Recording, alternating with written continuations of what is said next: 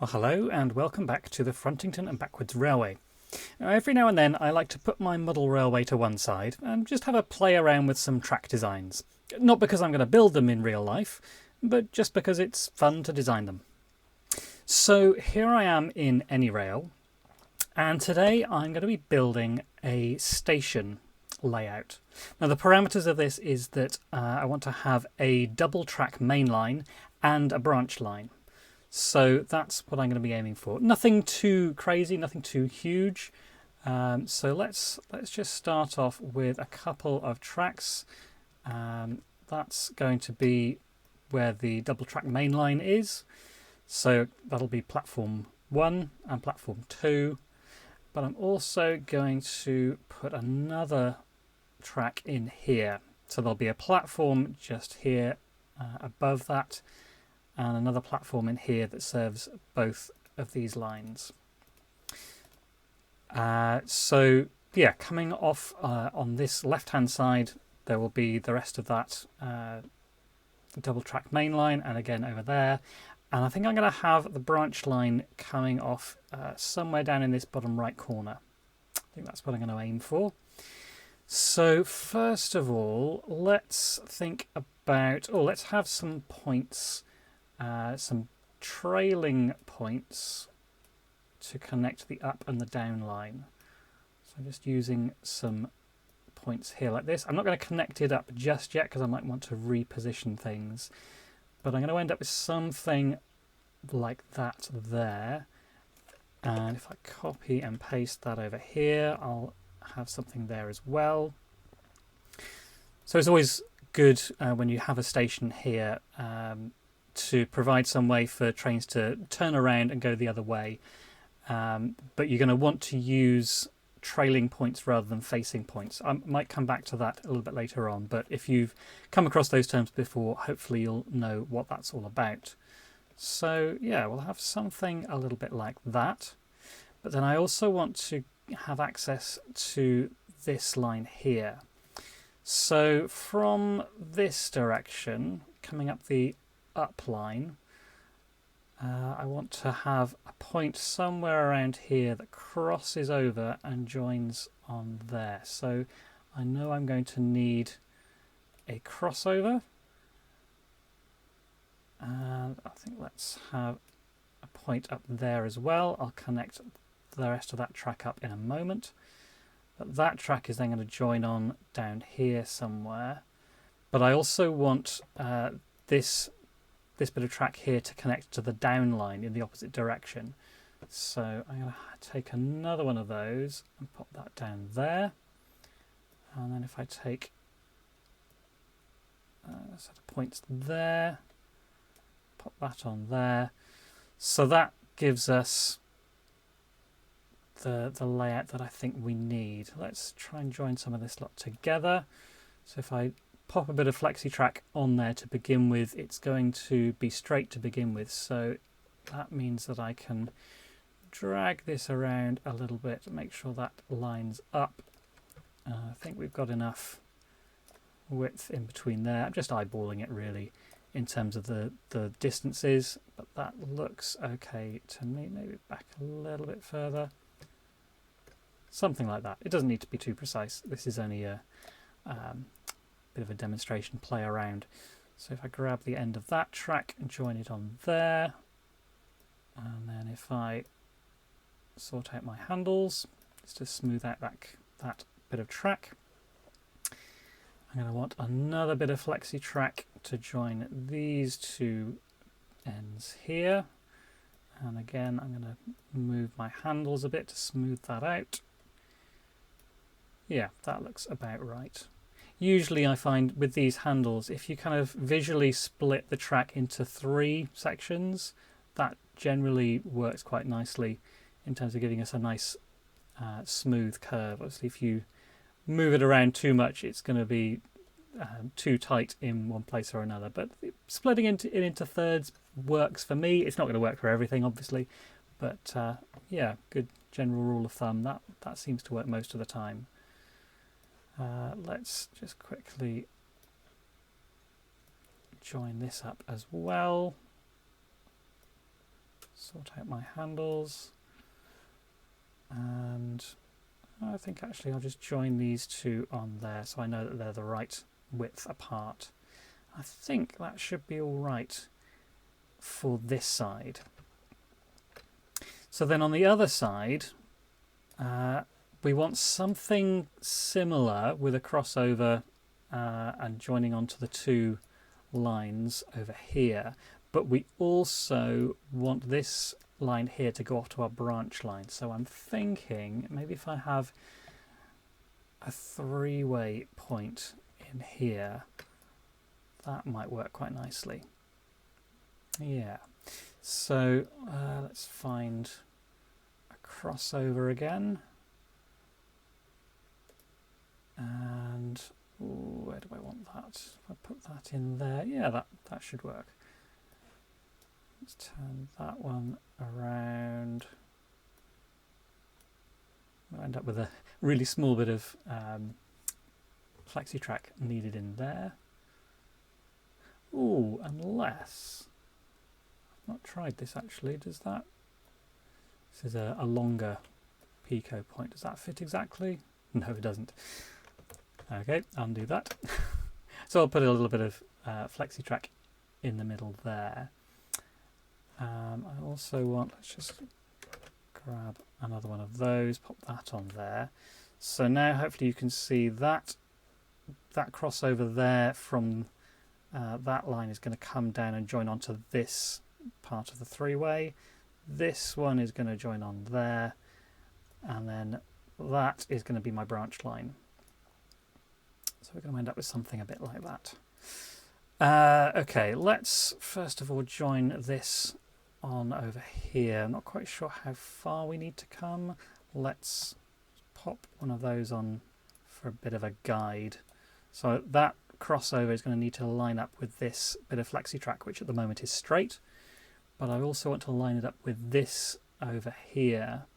So what I'm going to do is just extend that a little bit further. So I'm going to hold down shift while I drag this, and that just makes sure that it can't go up or down or change anywhere like that. So I'm just going to drag this. It's showing up in red because it's longer than the flexi track actually is, but that's fine for the moment.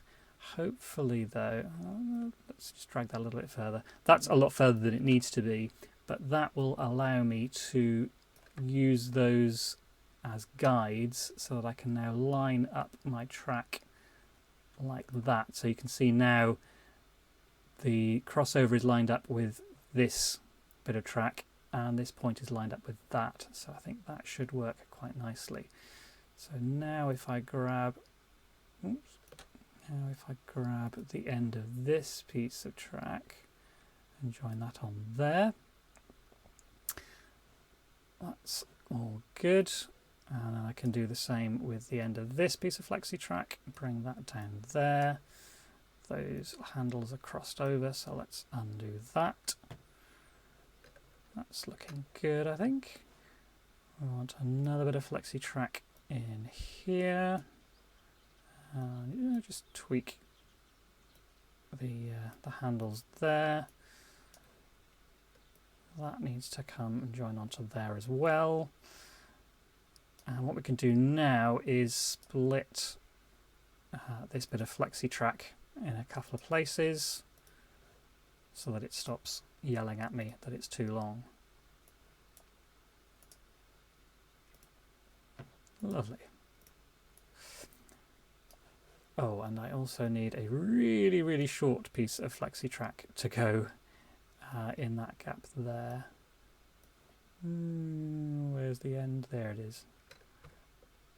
Obviously that's looking really, really funky because my handles are all over the place. So I'm going to grab those, bring that, which one is it? That one. Bring that back in there. Yeah, lovely. And that, I think, is all we need. Take a larger view of it. Yeah, I think that's all we need. So we've got this line up here. This is my upline, as I'm calling it. That comes into the station and goes on out in that direction. We've got a connection there with trailing points and the same at the other end.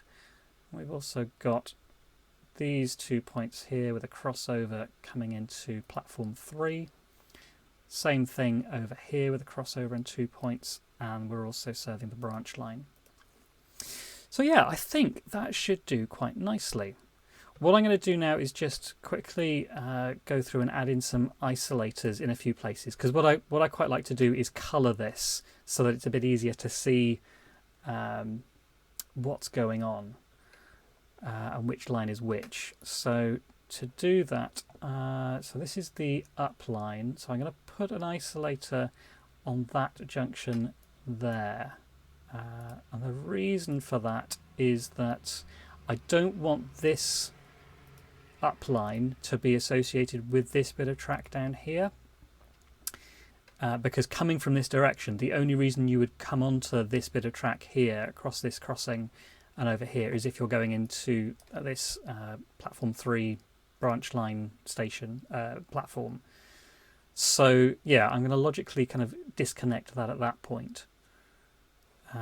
We've also got this set of points here, so I'm going to put an isolator in there to disconnect the upline from the downline. That should work. Going in the opposite direction though, from this platform here, at the moment that is connected to the downline, which I don't want, but rather than putting an isolator in here, I'm actually going to put it in down here. The reason for that is that this bit of track here is technically, I guess, owned in some ways by the downline, because the only time you would ever go onto that bit of track is if you are coming from this bit of track onto the downline. There is no other situation where you would be using that bit of track. So in a sense, it makes sense to make that owned by that part of that track logically. I think that'll do on that side. Over here it's going to be a similar story, so let's put an isolator in there. From here, this is the where are we? This goes onto the upline, so I'm going to put an isolator there, whereas this one is the downline, so I'm going to put up an isolator there.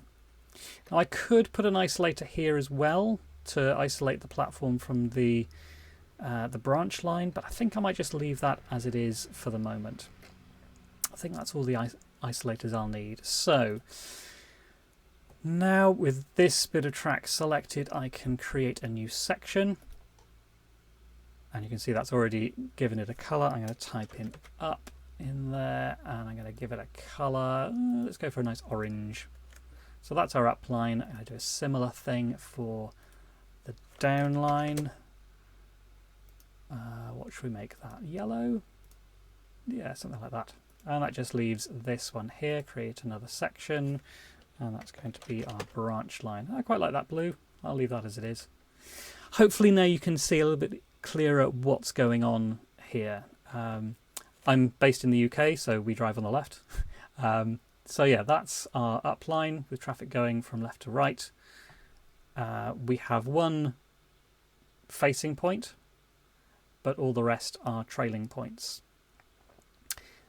This facing point gives access to platform 1 and platform 3, as I'm calling it. 1, 2, 3. On the downline, again, similar kind of story. We've got one facing point and 1, 2, 3 trailing points, so that's good. Both lines can access this this branch line platform as well, and they can both exit to it. So yeah, I think that should work quite nicely. One quick thing to note, you may be wondering why this is so complicated. Why not just make this here a double slip, for example?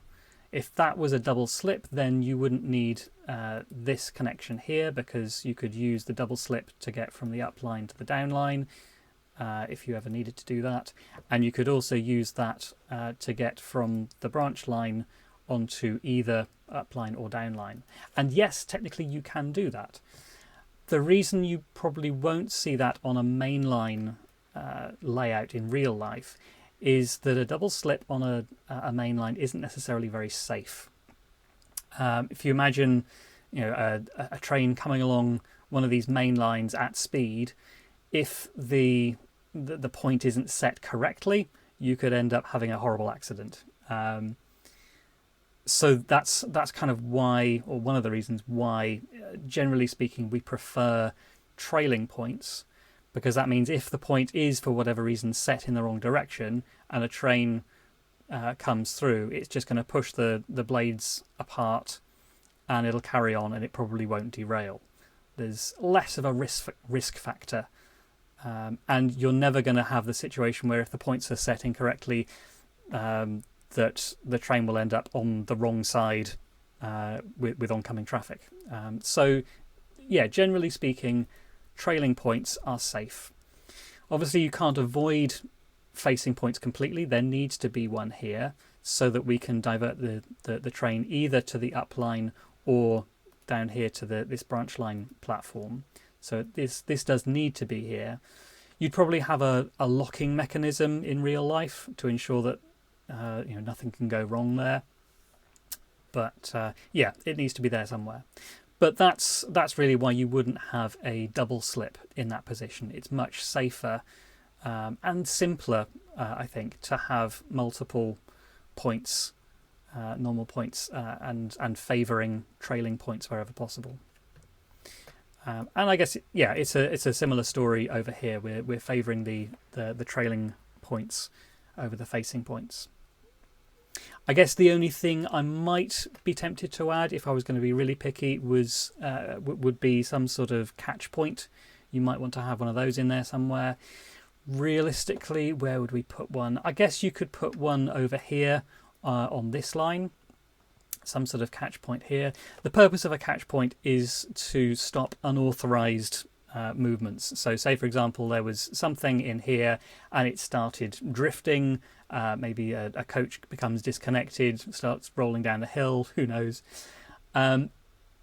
What you can do is use this point to be, by default, set to be going straight on. So it won't allow anything to come this way and cross the down line and get onto the up line. So that one already protects that sort of movement. And so then if you had a catch point in here, then anything that does get past this point unauthorized will derail somewhere around here and won't make it onto either of those. So yeah, maybe a catch point in there somewhere might be useful. At the other end, I guess you could do something similar over here and put a catch point somewhere in there. I don't know. I might be tempted to say that the default position for this point connects into the branch line. So if anything unauthorized, any sort of unauthorized movement did happen from here, we'd send it up the branch line. I guess you could put a catch point in here as well to stop it sort of heading down the branch line as well. Who knows? I don't know. I'm not an expert on catch points, I have to admit. So if you've got a better idea of where they might go, feel free to let me know in the comments. So I think I'm pretty happy with that. I'm not going to go any further with that. Hopefully that's pretty clear as to what's going on. From a modelling perspective, I quite like this, just because of the range of movements that you could have. Obviously, you've got this mainline double track here, which could serve for through traffic, passing through at speed. But you've also got these points here, which would allow for a train to stop at the station, turn round and go off in the opposite direction. So from the upline onto the down line. And with those being there at both ends, if you're using a steam locomotive, you can run excuse me, you can run around the train, join back on the other end, and head off in the opposite direction. So you've got that kind of workability there of having through trains and stopping trains. But I think this platform here is also very interesting and useful because it means that you've got a bit of an overflow option there. So if, for example, something is in platform 1, having come in on the upline, something comes in behind it, you can divert that then down onto this platform 3, and it's still got access to get back onto the upline. So yeah, perhaps one example of that might be if you've got a slow stopping train that might come in, and you might divert that into platform 3. It would stop there, and then a faster through service might come up behind it, go straight through on that upline, and once the track is clear, that stopping service could then carry on along its merry way in the same direction. And the same would be true in the opposite direction on the downline. You've got a bit of scope for faster and slower trains, as well as serving your branch line. And that branch line again can the train can come into that platform and head off in either direction. So I think there's a lot of playability there, lots of different movements that you could have. Yeah, let me know what you think. This is just me playing around, really. But if you would do anything differently, or if you can spot any problems that I haven't seen, or if you've just found it interesting, let me know in the comments. It'd be great to see what you guys think. But that's going to be all from me for today. I hope you've enjoyed that, and I will see you again in the next one.